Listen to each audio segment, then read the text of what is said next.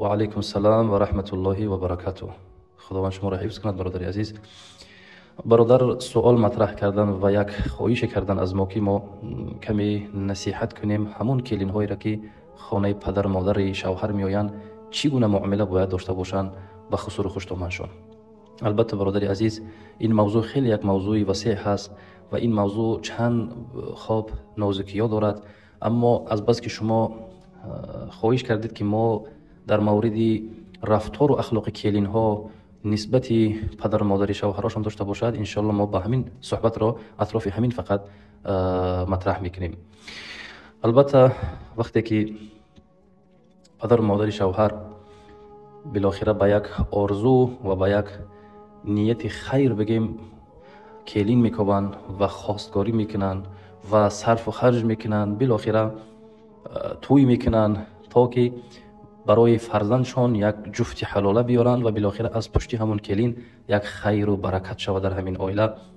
به همین قصد و به همین نیت کوشش میکنن، اما در زیاد حالت ها متاسفانه امروز ما شاهد حال میشیم که بعد این قدر آرزو و این قدر هوس ایشان ها کلین های میآیند که اخلاق و آداب ندارن، نسبت پدر و مادر شوهر یک معامله ناخوب میکنن، احترام نمیکنن، بالاخره بین دیگر کلین ها فتنه می اندازن، گپ کشی میکنن، خبر کشی میکنن و سبب میگه شود که باور کنین در همین یک مدت کوتاه همون پدر و مادر شوهر دیگر بگیم ای کاری کردگیشان مشتاشون در سرشون میذارن که این چی کسب بود، این چی کلین بود که ما خانه آوردیم.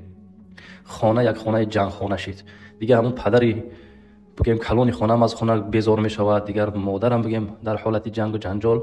این همش به خاطر چی هست؟ به خاطر این که کلین ها نسبت پدر و مادر شوهر احترام و خواب حرمت را گم کردن. البته از نظر اسلام واجب و فرض نیست که کلین پدر و مادر شوهر را احترام کند، این اسلام همین هست، لیکن اسلام باز هم نگفت است که کلین باید پدر و مادر شوهر را ناحرمتی کند.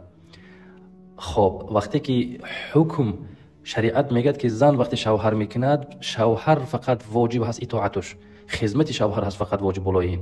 اما پدر و مادر اون چی؟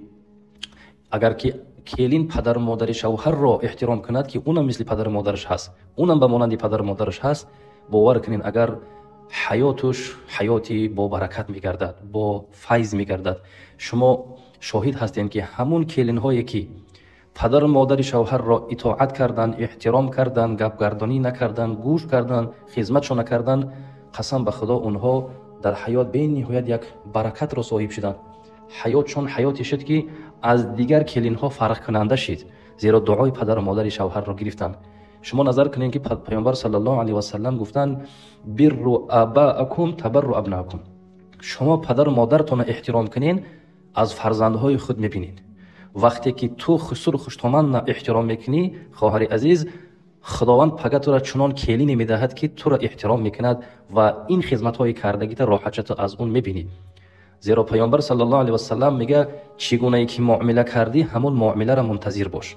وقتی که امروز تو پدر و مادر شوهر را خواب ناحرمتی میکنی، سخنهای درشت و قبیح میزنی و اونها اکنون بگیم بیچاره ها کلانسال هستند و فریبشون میکنی، غیبتشون میکنی، دیگر از عملهای ناخوب، پگاه این ذیل معامله را منتظر باش. زیرا چگونه ای که قرض دادی همون گونه قرض میگیری. خب از همین معامله ای که تو کردی 2-3 برابر دیگرش خداوند برای تو نشان میدهد. این کلین هایی که امروز دعای خسور خوشتمند را میگیرن، شما ببینید در حیات چقدر خوشبخت شدن. خداوند براشون فرزندهای خوب داد، دامادهای خوب میتنشون، کلین های خوبشون داد. این مثال این چیزی هست که برادران و خواهران عزیز، این یگان چیزی بگیم غایبانه نیست، معلوم هست، این را ما میبینیم در حیات. اما اونهایی که بگیم خسور خوشتمند را خفا کردن، دعاشون را نگرفتن، خیلی حیات اون را خودتون میبینید. من چی برای شما برسونم؟ به این خاطر باز هم میگردیم ولو که اسلام این را فرض نمیگد، لیکن این همون احترام و اکرام و اخلاق همون کلین نشون میدهد که وقتی تصور کن پدر و مادر شوهر دست بالا میکنه و میگن خداوند همین کلین ما را عمر دراز بده، خداوند کلین های خوبش بده، چی هم معامله با ما کرد، این احترام ما را کرد، همون گونه خداوند براش کلینی بده که احترامش کند، خداوند فکر میکنه دعای اونها را قبول نمیکند. پیامبر صلی الله علیه و سلم در حدیث میگه لیس منا من لم یحترم کبیرنا ولا یرحم صغیرنا. از امت من نیست همان شخصی که کلان سالهای ما را حرمت و احترام نمیکند و به یاشها رحم و شفقت ندارد. وقتی که کلان سال که احترام کردی یک دعات میته خواهر عزیز حیاتت حیاتی پر نور میگرده. ولی بعضی کلانها میگن ما کلان سال هستند سالهاشون به یک جا رسیدگی هست، لیکن باور کنید خداوند در حیات بسیار برکتشون داده است. وقتی از اونها بعضی وقت سوال میشود میگن ما دعای خوشتامنها را گرفتیم، دعای خسور خوشتامن ما نگرفتیم، امروز خداوند ما را به این مقام و به این درجه رسانید. اما بعضی کلینها را خوشتامنها را میبینی که باور کن کلینهاشون لط و کوبشون میکنن، خدا نشان نده. باور کنید این یک مصیبتی بزمین است. به این خاطر خواهران عزیز، کلینان محترم، شما کلین هستید، شما خورسال هستید، نسبت پدر و مادر شوهرتون احترام با احترام و با اخلاق باشید، دعاشون بگیرید. اونا کلان سال هستن، حالتایی میشد که یک گپی سخت میزنن، یک چیزی میگن که برای تو پسند نمیآید، اما به خاطر که پدر و مادر شوهرت هست، به خاطر که اونها خسور و خوشتامنت هستند که خسور و خوشتامنم به مانند پدر و مادرت هست، خسور و خوشتامنم به مانند پدر و مادرت هست، احترامشون کن. ما 4 پیر و 4 تکبیر میگیم، انمون 4 پیر همین پدر و مادر خودتو، پدر و مادر شوهرت میباشد. اکنون سخن را انشاءالله من طولانی نمی کنم. خداوند کلی آن کلن هایی که امروز کلین میشوند نسبت خسور خوشتامن، آداب و اخلاق و رفتارشون خوب بگردانن، برای خودشون میکنن، برای خودتون میکنین خواهران عزیز. این خداوند در قرآن میگه در سوره اسراء استعیذوا بالله ان احسنتم لانفسکم و ان اسأتم فلها. ای مردم وقتی که شما خوبی میکنید پس برای خودتون خوبی میکنید، اگر بدی کردید به ضرر جان شما میگردد.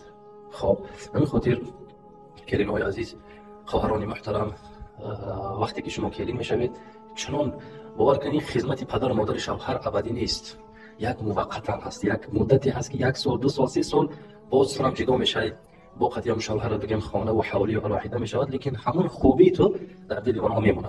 شاید پدر و مادر شوهرت پیرسال هستن، اونها هم این دنیا رو پشت سر میکنن، لیکن اگر تو دلهاشون زخمی کردگی باشی باور کن در حیات این بدبختی رو بعد خودت هم میبینید. خواهر عزیز الله نگهدارتون باشد.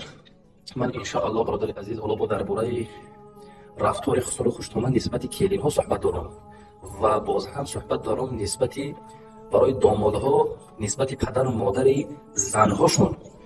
اکنون چنان من در اول ذکر کردم که برادر از ما خواهش کرده است که ما کلین ها رو کمی نصیحت کنیم، به این خاطر ما موضوع رو فقط نسبت به کلین ها دادیم.